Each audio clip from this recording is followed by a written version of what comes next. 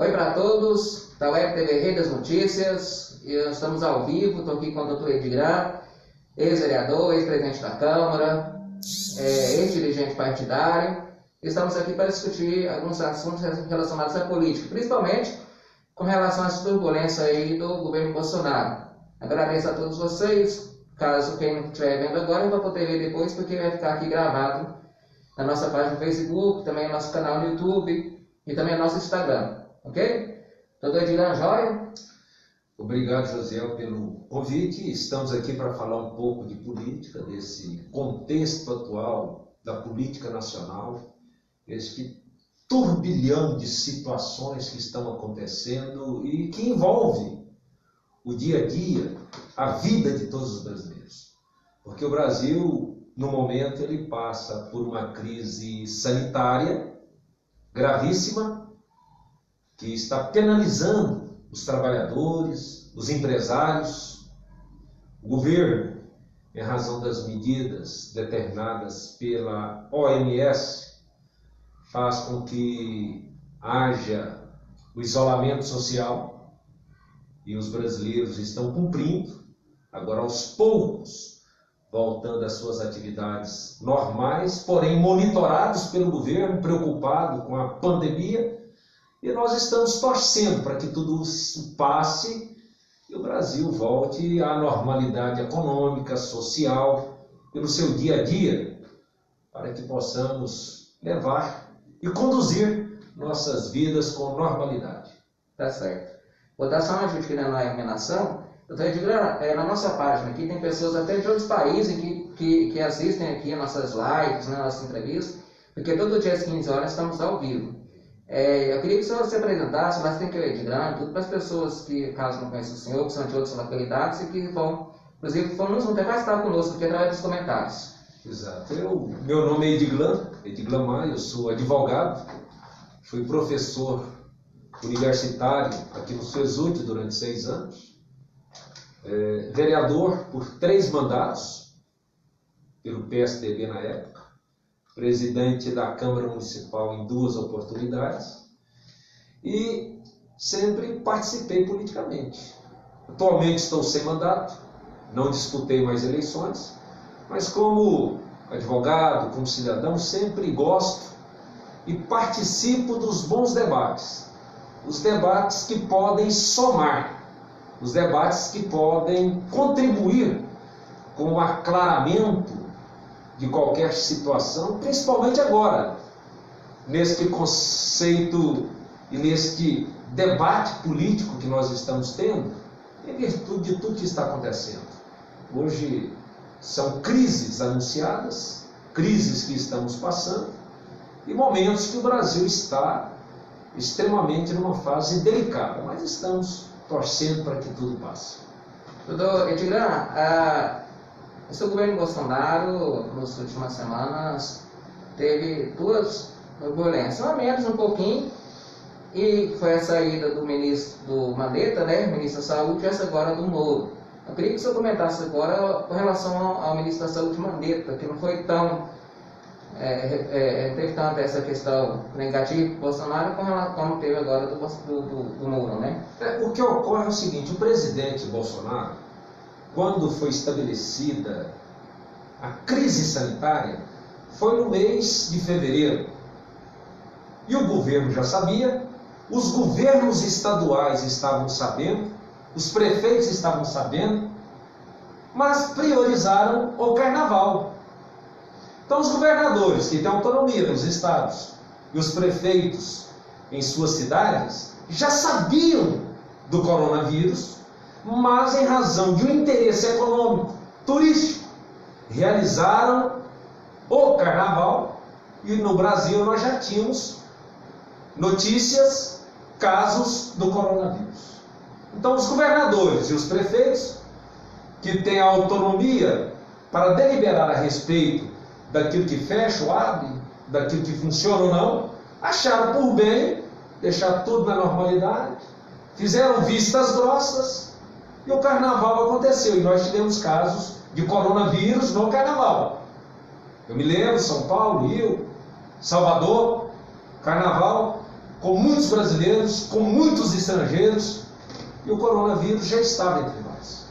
Mas depois, passado o carnaval, os governadores resolveram tomar uma atitude para se evitar o alastramento e a piora do quadro sanitário no país. Em seguida, o presidente, por intermédio do ministro da Saúde, determinou que era necessário, seguindo a orientação da Organização Mundial da Saúde, fazer com que houvesse isolamento, quarentenas, para que pudéssemos conter o avanço daquele vírus. E assim foi determinado. E o STF, Supremo Tribunal Federal, num dos seus julgados, entendeu e determinou que a autonomia dos estados e municípios era dos governadores e dos prefeitos, tirando do presidente da República qualquer possibilidade de intervenção, já que ele, logo após o início da quarentena, ele colocou perante a opinião pública que nós tínhamos que fazer a contenção da crise sanitária, mas tínhamos que nos preocupar com a crise social e econômica. Então o presidente foi muito feliz naquele momento. Ele disse: eu estou preocupado com o alastramento do coronavírus, mas nós temos que encontrar soluções para a crise social e econômica. Ele colocou isso bem claramente. E agora, recentemente, o presidente da OMS disse a mesma coisa, fez o mesmo discurso e não houve alarde nenhum. Mas Bolsonaro falou, criou-se um tumulto. E hoje nós estamos vendo o reinício das atividades, mas nisso ficou bem claro que o ministro da Saúde, Mandetta, ele ouvia mais o Dória em São Paulo, mais o Caiado aqui em Goiás, do que o próprio presidente da República, seu superior, que o convidou como ministro. E o presidente cobrou respostas, cobrou uma atitude, cobrou lealdade. O que ele não viu no ministro da Saúde foi o motivo da sua saúde: falta de lealdade, falta de comprometimento com o governo e com o presidente da República. Foi o motivo verdadeiro da saúde do ministro. Se falou muitas questões de ciúmes, de preocupações que ele estava aparecendo, mas na verdade resume-se na saída do ministro da Saúde falta de lealdade e comprometimento com o governo, já que ele estava envolvido como governador de São Paulo, como governador de Goiás e com o seu partido, e dando pouca democratas, dando pouca atenção, respostas e resultados para o governo federal. Foi o motivo da saída do Mandetta do Ministério da Saúde. E você acha que a saída dele lá, a questão de apoio político dos democratas por Ronaldo Caiado, sofreu alguma interferência? É lógico que há abalos. Os democratas têm o governador Caiado, que é muito influente, tem uma participação muito ativa no Congresso Nacional, porque foi deputado federal durante 5 mandatos, senador da República, e o ministro Mandetta era do Democratas. Inclusive, o Mandetta foi uma das indicações do governador Ronaldo Caiado. Então deve haver um abalo. Mas o Brasil está acima desse contexto. E deve-se ter um ajuste, deve-se ter consciência e responsabilidade que essa crise sanitária, ela é mundial. E ela alterou a ordem econômica no mundo. Veja o governo brasileiro tem que pagar uma ajuda de custo aos brasileiros, na ordem de R$600, e também de R$1.200 para aquelas senhoras donas de família, que cuidam da família. E são bilhões de reais colocados à disposição dos brasileiros para amenizar essa crise social e econômica. Mas nós teríamos que tomar outras atitudes e outras medidas importantíssimas, Josiel, porque o desemprego é algo alarmante.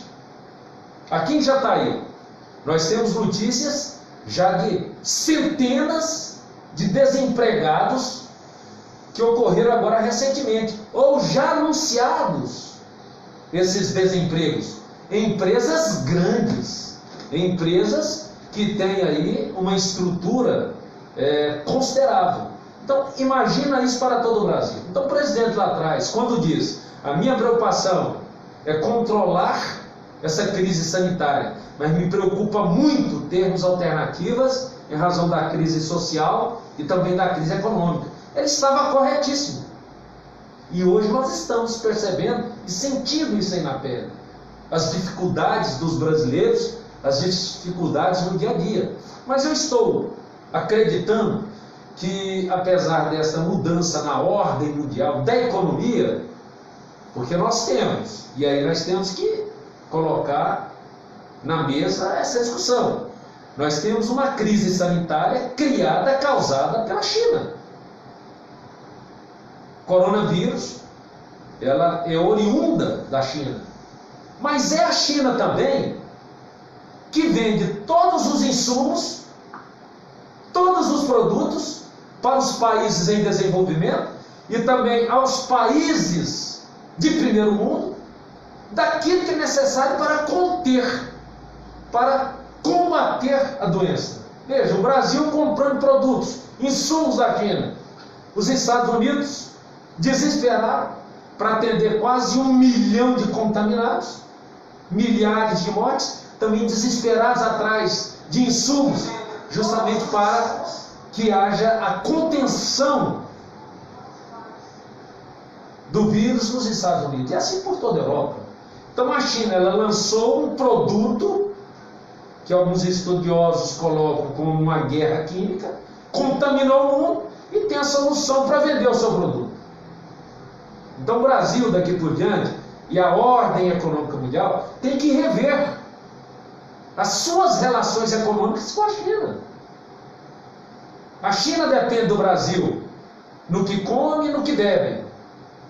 E nós estamos dependendo da China hoje para comprar insumos para combater o mal causado por eles. É uma situação extremamente estranha, difícil, que o mundo já se alertou para essa situação. E o Brasil não pode ficar atrás. E hoje a nossa preocupação é continuar no combate ao coronavírus, mas não perder a rédea, o controle da situação social e econômica. E nós temos possibilidade sim, em razão de uma economia pujante, do agronegócio, que impulsiona o Brasil, que acelera o crescimento do Brasil. Nós temos esta possibilidade, por intermédio do agronegócio, de sair da crise. Então o Brasil, apesar de tudo que aí está acontecendo, é um país privilegiado pela sua situação geográfica, climática e as tecnologias de ponta que nós temos da agricultura, que vai tirar o Brasil dessa situação de crise, abastecer o mundo e voltar a crescer. Esse é o objetivo do governo federal, dos governos estaduais e dos brasileiros. Tá certo. Eu quero agradecer aqui o Reginaldo Dias. Obrigado, Reginaldo. Pirila Moraes, obrigado. Bereide Nery, nosso amigo lá de Serranópolis, secretário de Cultura, obrigado por estar nos acompanhando. Rosa Raimundo Campos, Suélio Neves, Cleibe Rogério Assis, obrigado, Cleibe. Obrigado a todos vocês que estão conosco aqui na nossa live. Ô, Doutor Edgran, o Suélio Neves está mandando aqui um boa tarde para o senhor. Boa tarde para mim. A Lucibera também está desejando aqui uma boa tarde para nós. Um abraço. E a Maria Silva também. Um abração para todos. Muito obrigado pela audiência. Eu estava vendo uma entrevista do ministro Eduardo Guedes. Isso, Paulo Guedes. Paulo Guedes. Ministro da Economia. Ele falando que o Brasil, que diferente dos outros países, vários outros países, falou que o Brasil vai sair por cima depois dessa crise, né? Eu acredito, o raciocínio do governo, do ministro da Economia e também lá da Agricultura, é que o Brasil tem esse potencial do agronegócio, como eu disse, um potencial geográfico, climático, com tecnologia de ponta dos nossos empresários rurais, para produzir mais do que em qualquer parte no mundo. Então o Brasil, ele é a solução para muitos outros países doravante, porque nós vamos sair da crise pelo trabalho, pelo agronegócio. E vamos dar as mãos a outros países. Eu não tenho dúvida. E a economia cresce, logicamente, quando o agronegócio está em franca expansão. E nós vamos sair da crise justamente em razão do agronegócio. É o que o ministro disse hoje. O agronegócio continuará sendo o carro-chefe do país para sair dessa crise. Essa discussão agora, nós discutimos aqui essa questão do Mandetta, essa crise aí do coronavírus e tudo.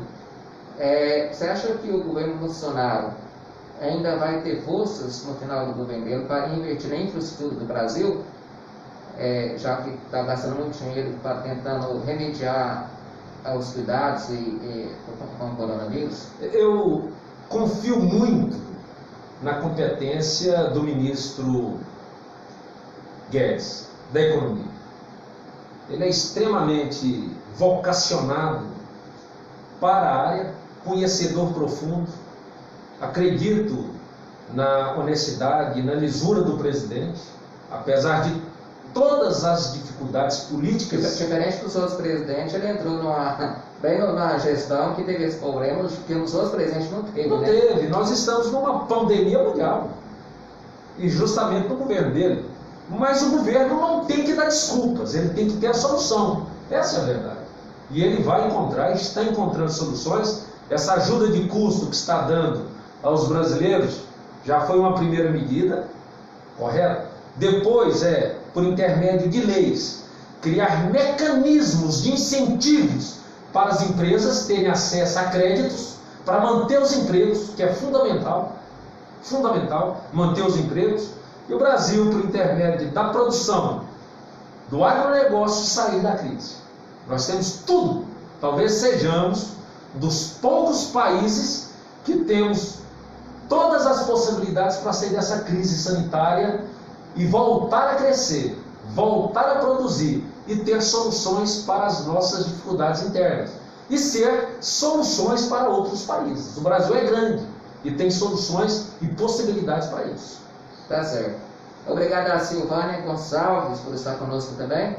Doutor Edgar, com relação a essa turbulência aí do Moro, Sérgio Moro, ministro da Justiça, essas mensagens, vai ter uma troca de mensagens do presidente com ele, foi agora recente ou foi antes? Porque se foi antes, ele podia já ter desenrolado isso antes, né, mostrado, mas ele pode mostrar logo agora, né?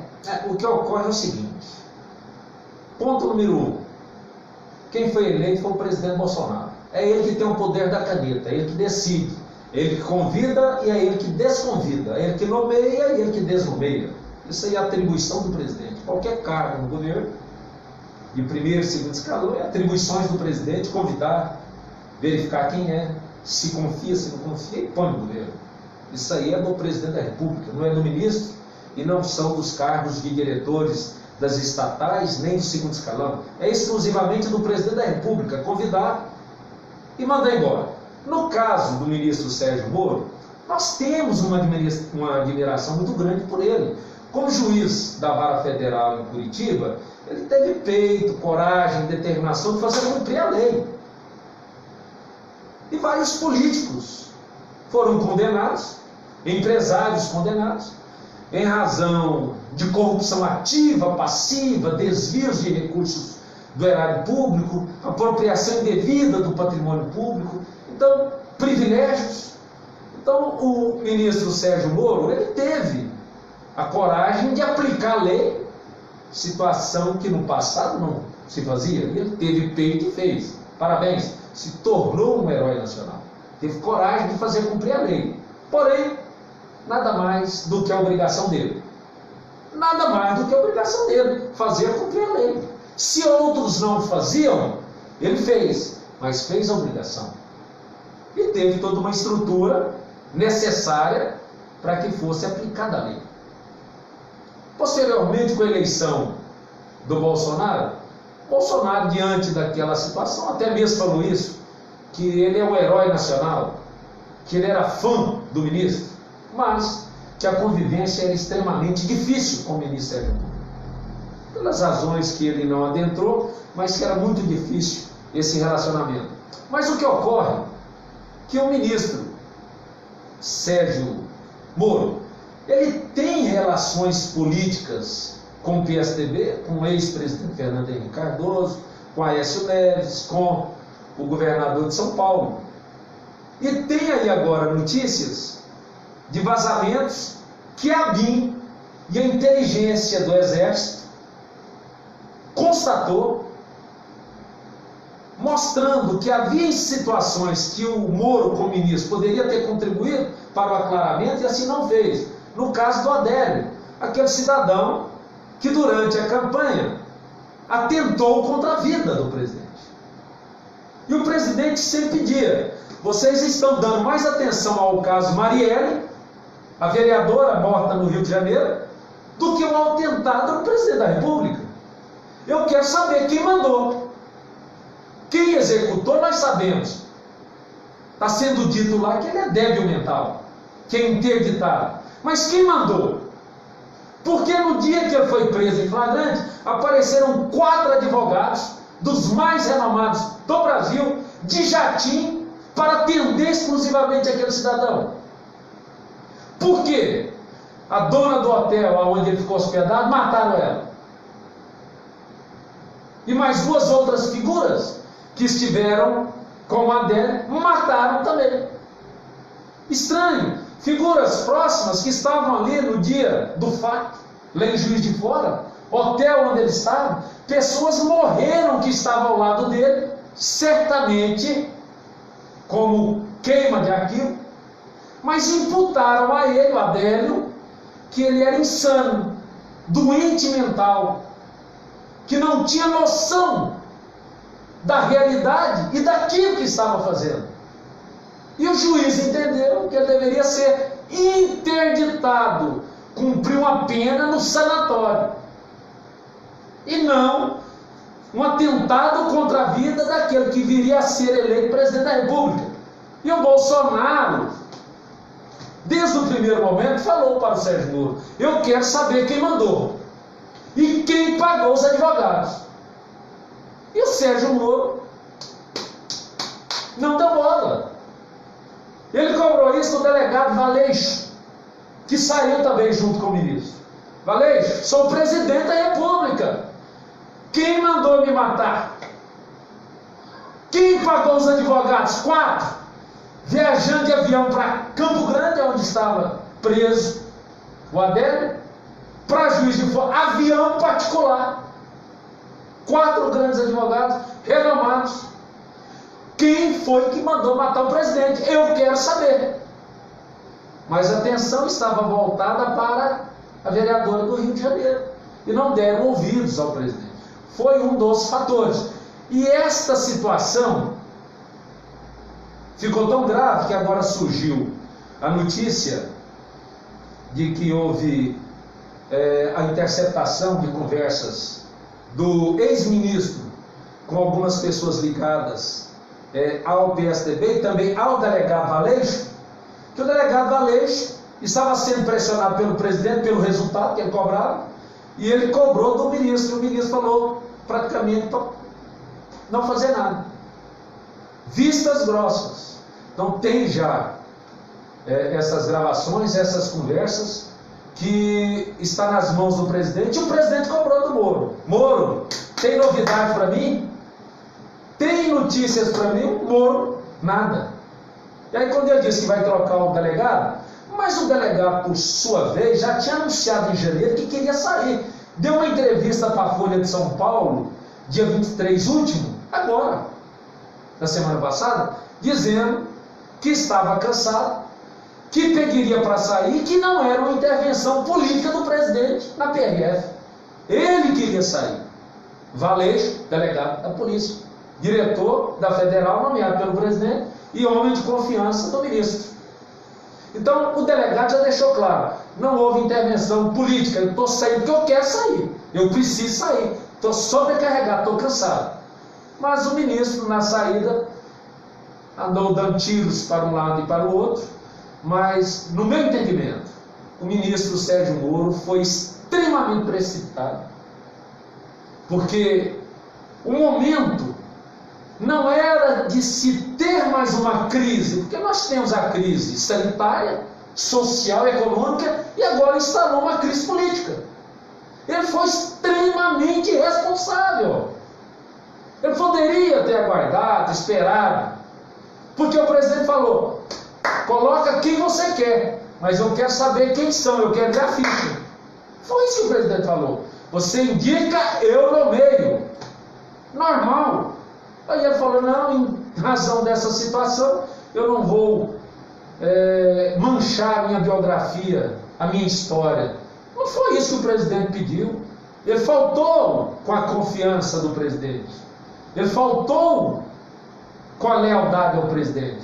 Que o presidente não tirou a autonomia dele. Ele poderia indicar. O presidente só disse: eu quero saber quem será o substituto, porque o Valeixo pediu para sair. E aquela história lá de talvez, eu ouvi alguns comentários, o pessoal falando que estava querendo interferir na questão das investigações lá com relação à família dele, aos filhos dele. Isso aí é a imprensa e as redes sociais que colocam nesses termos. Porque as mídias sociais hoje, praticamente, elas estão conduzindo determinados assuntos e estão pautando determinadas questões a nível do Brasil. Então, muito se falou que o presidente queria substituir o delegado para não punir o filho dele. Não tem nada disso. O próprio ministro falou, numa das entrevistas, que a Polícia Federal tem total autonomia para decidir, para investigar, para apurar e para fazer os relatórios necessários e encaminhar para o Ministério Público.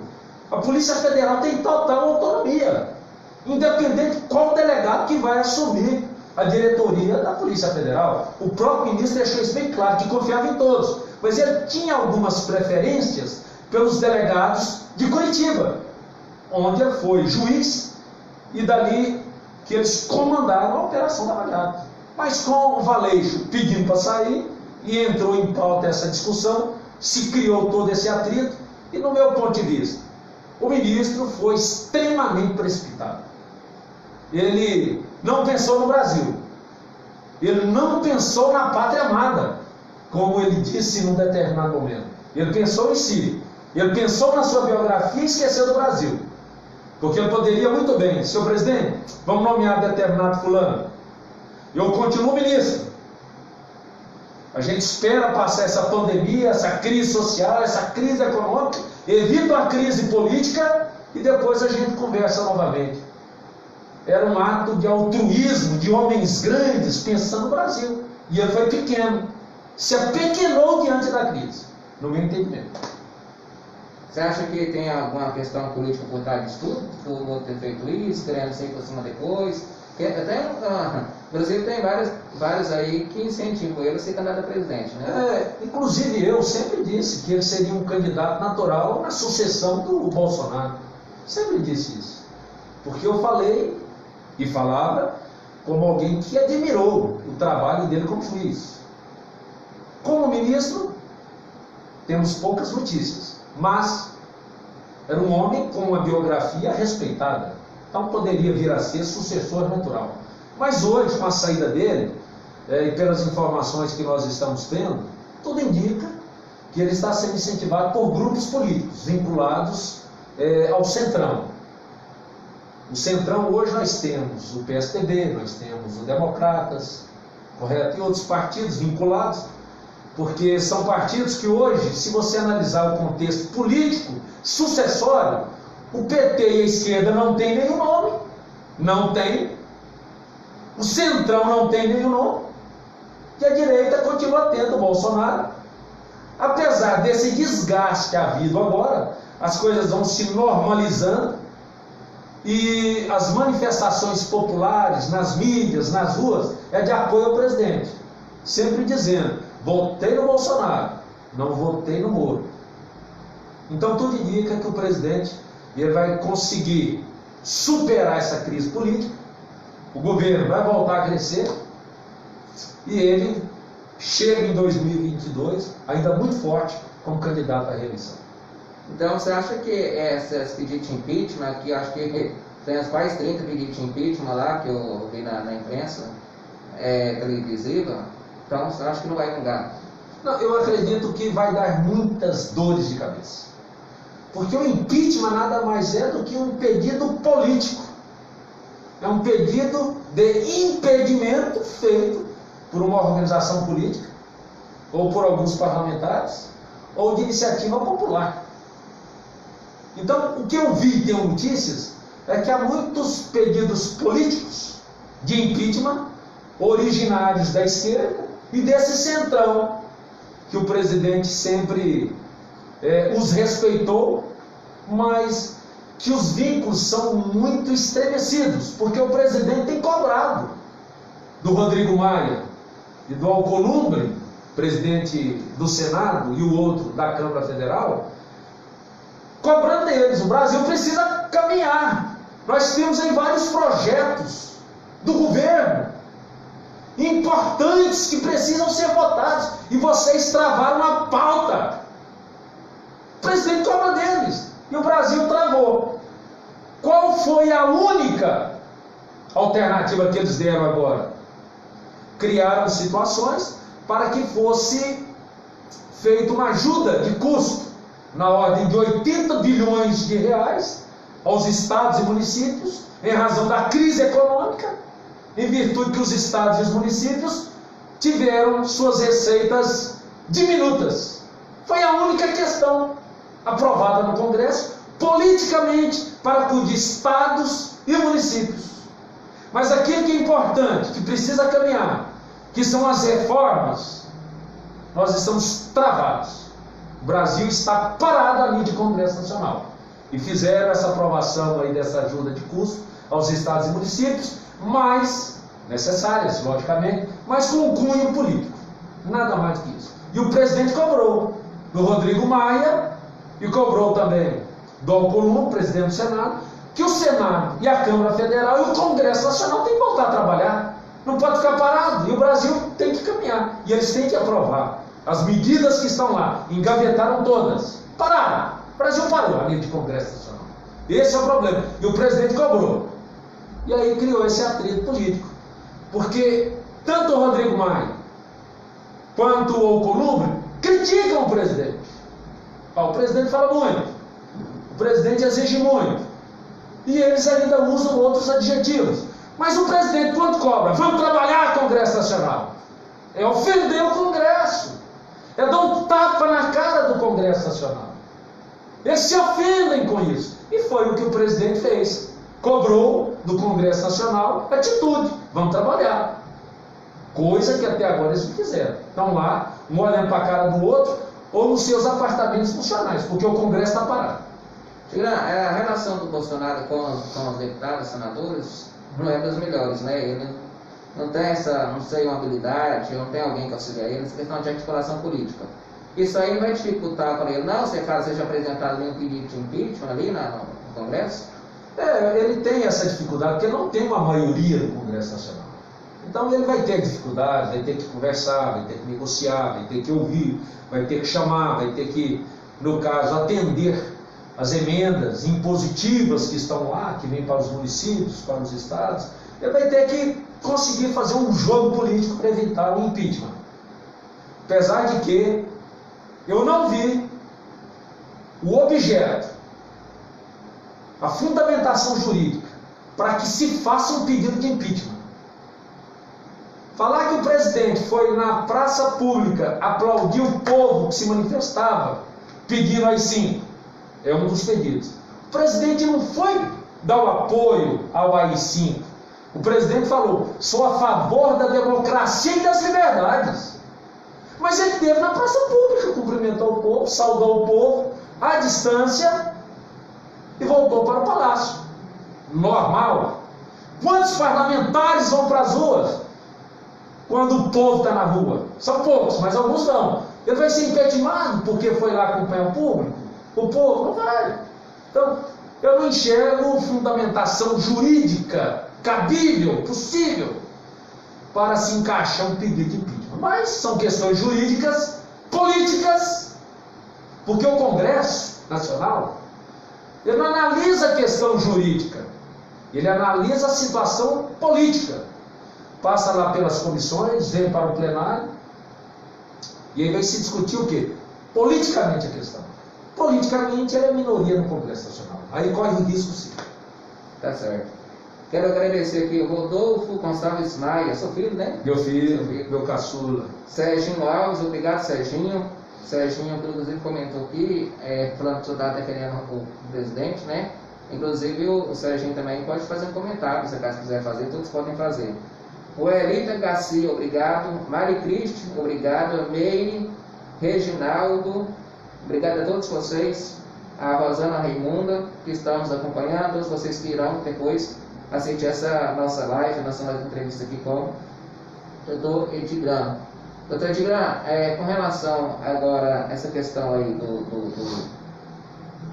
Caiado, o Caiado falou mês passado de relações cortadas, mais ou menos nesse sentido, com o presidente Moro. Você acha que o senhor já está assim, solucionado essa questão ou ainda tem um ressentimento? Caiado, ele é da velha política, da velha guarda política. E ele traz consigo seus ressentimentos, seus rancores. Ele é da velha política, ele traz isso com ele. Mas agora, recentemente, na inauguração de um hospital de campanha no entorno de Brasília, no estado de Goiás, o presidente foi convidado pelo governador Caiado, lá estiveram, conversaram, se atualizaram diante desse contexto. Eu quero acreditar que vai haver consenso. O presidente vai precisar dos governadores e os governadores vão precisar do presidente. O momento agora é de união, de coalizão. O Brasil não pode entrar nessa de rompimento. O Brasil tem tudo para trilhar o caminho do desenvolvimento, do crescimento e superação da crise. E um rompimento político dessa natureza trará inúmeros problemas e dificuldades à nação. O detalhe, apesar de todas as dificuldades que o presidente tem de expressar, ele é uma pessoa do bem, ele é uma pessoa honesta, ele é uma pessoa bem intencionada. E o que nós não podemos aqui, Gesiel, é confundir governo com família. Os filhos do presidente têm dado problema sim, e estão sendo investigados. E serão apuradas essas denúncias e eles certamente vão responder na justiça. Mas o governo não tem mais atos de corrupção, não tem atos mais de malandragem, não tem mais privilégios. O governo é sério. O Brasil entrou num patamar diferenciado do que estávamos no passado. Então, não é defender o governo Bolsonaro, é defender uma nova ordem política no Brasil. É isso que eu defendo. Uma nova ordem política, com pessoas sérias, honestas, pessoas de bem, vocacionadas para servir o público, servir a comunidade, o cidadão comum. É isso que eu defendo, essa nova ordem política. E o Bolsonaro defende essa ordem política, de coerência, honestidade e sem corrupção do governo. E nós estamos vendo alguns governadores na mesma linha, de seriedade e honestidade. Então esse rompimento com o pedido de impeachment quebra isso aí.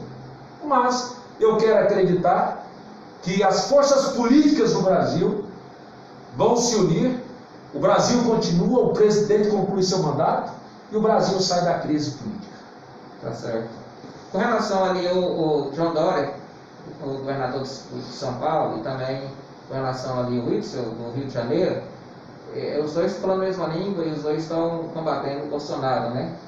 Como que o Bolsonaro deve lidar, como que vai ser a política, quando terminar o mandato do presidente, com essas relações cortadas? Porque são dois estados importantíssimos no Brasil. Mas se você analisar o Whitson, lá no Rio, e o governador de São Paulo, Dória, os dois estão extremamente desgastados.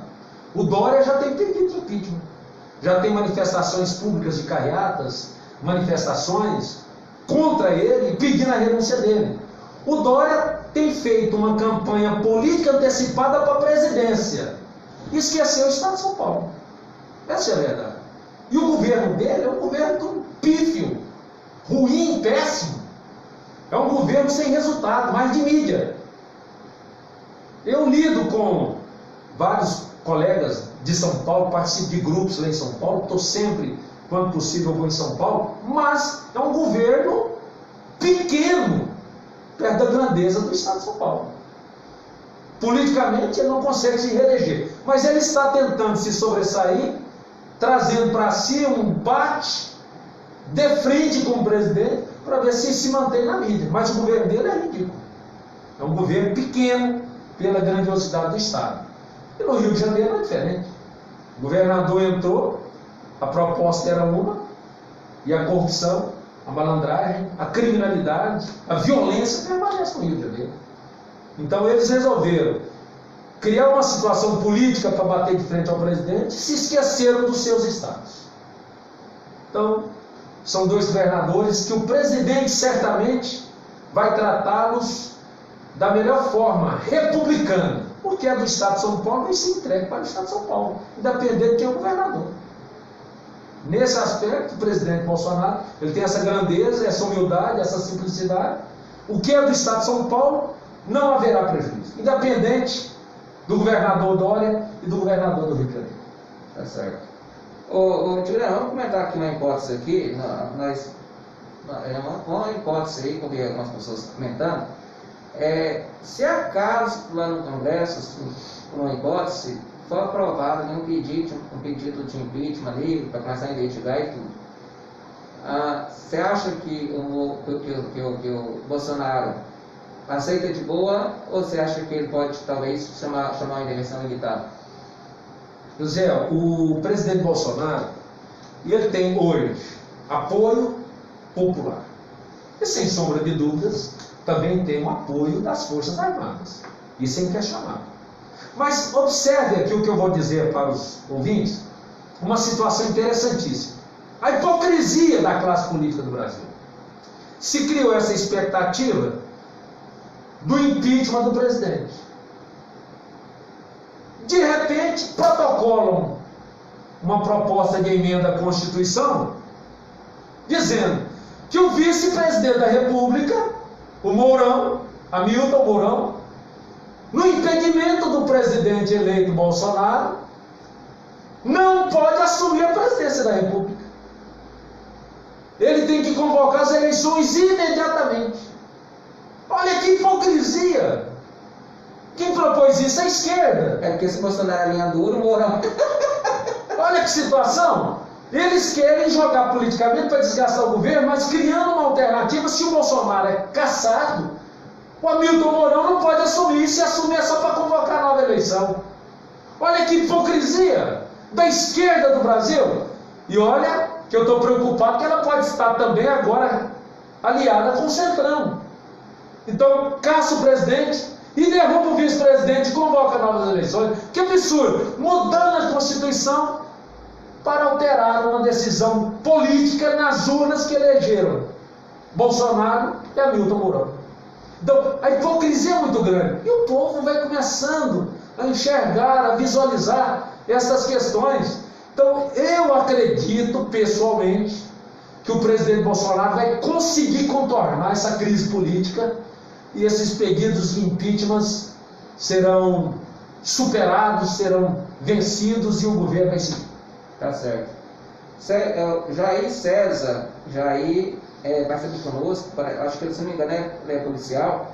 Esses políticos de esquerda estão aproveitando a situação da pandemia para destabilizar o governo Bolsonaro. Opinião de Jair César. Jair, você está falando uma coisa corretíssima. Só para você ter essa informação, e você é uma pessoa extremamente informada, capacitada, preparada. Na Europa, onde a pandemia não é diferente do Brasil, inclusive mais grave, lá a classe política esquerda, centro e direita deram as mãos para combater a pandemia, para combater o coronavírus. Na Europa, no Brasil, estamos diante de uma crise sanitária e a esquerda e a oposição fazendo política. Não é política séria, é politicagem. Essa é a verdade. Politicagem. Como nós podemos fazer política no momento de crise sanitária, social, econômica e agora uma política? É pensar pequeno.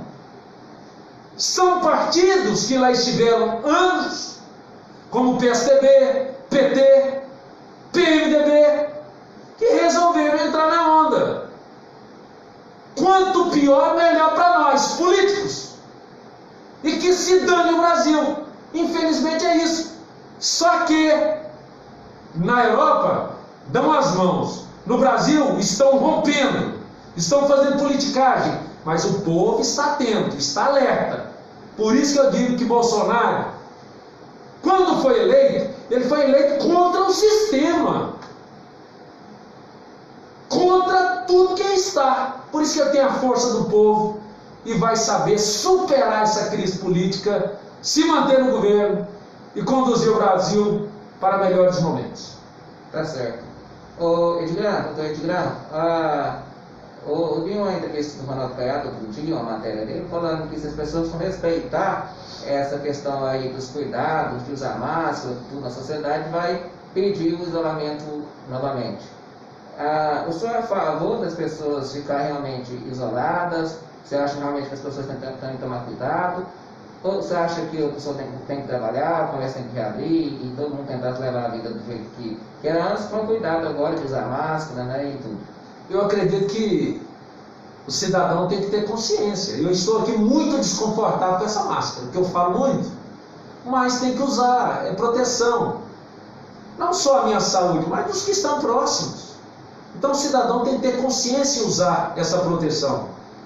E eu sou a favor que aos poucos vá se liberando, como agora está acontecendo, do comércio abrir, mas colocando a observação lá.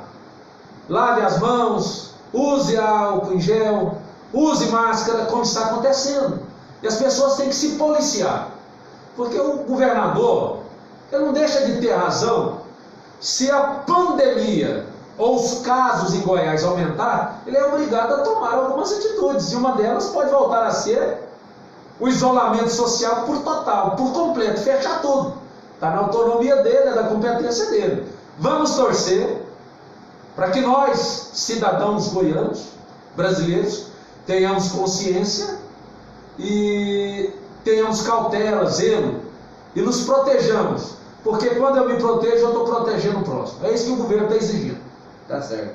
Nós íamos terminar a entrevista, mas a Mônica Consuelo, acho que a doutora Mônica, acho que é advogada, comentou com a gente aqui agora.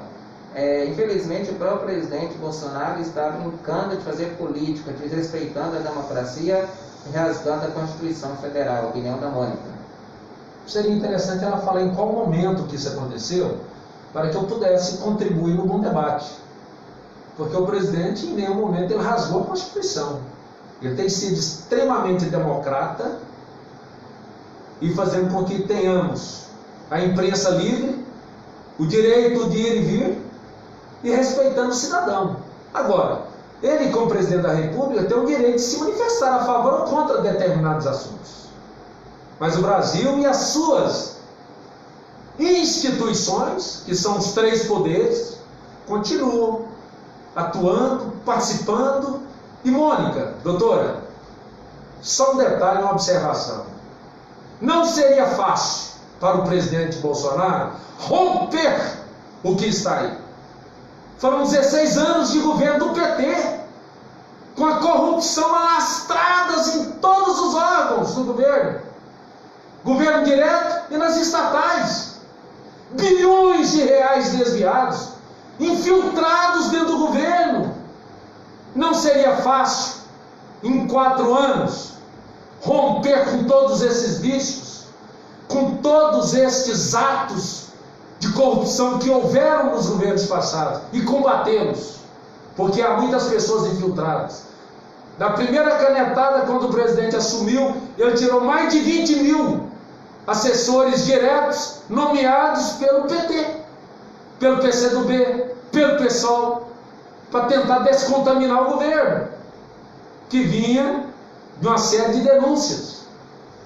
Inclusive levou à prisão o ex-presidente Lula e mais uma série de outros petistas, como Delúbio Soares, que era tesoureiro do PT, Zé Dirceu, que era ministro da Casa Civil, e assim vai uma série de outros políticos do PT e empresários.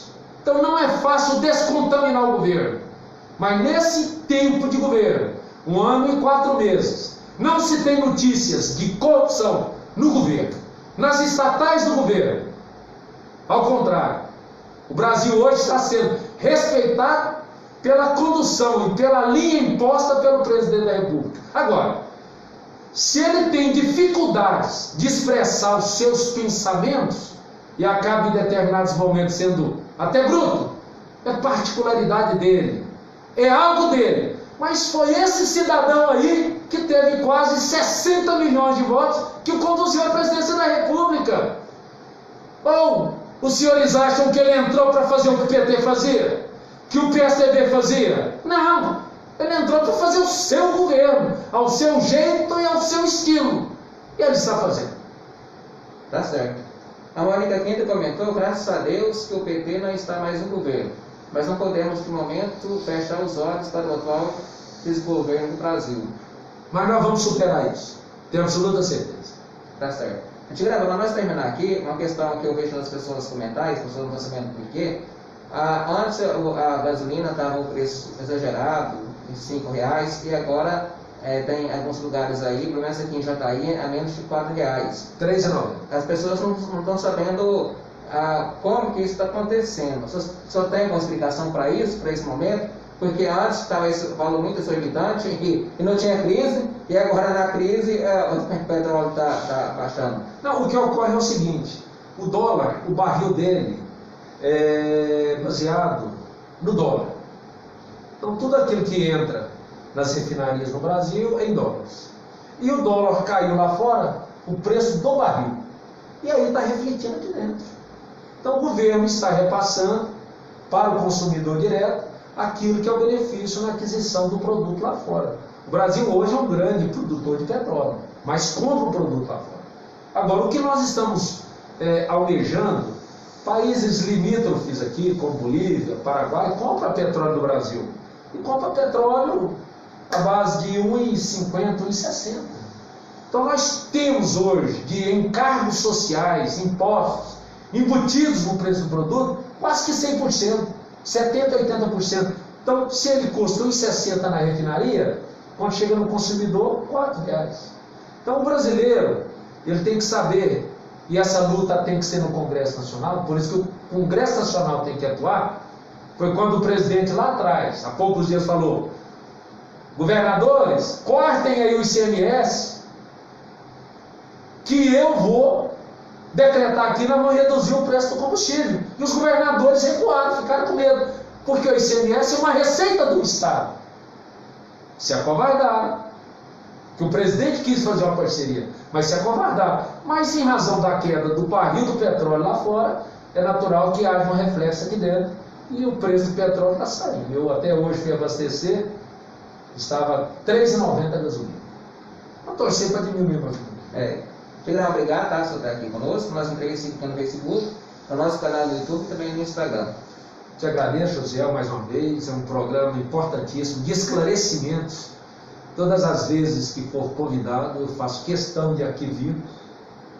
Da próxima, eu quero estar sem essa máscara de proteção sanitária. Mas muito obrigado e estarei aqui sempre que convidado. Tá certo, obrigado a todo mundo, fiquem todos com Deus. E até amanhã às 15 horas, onde todos os dias às 15 horas, nós temos uma pessoa aqui sendo entrevistada e esclarecendo a população com relação a assuntos importantes na nossa sociedade. Fiquem todos com Deus e até amanhã.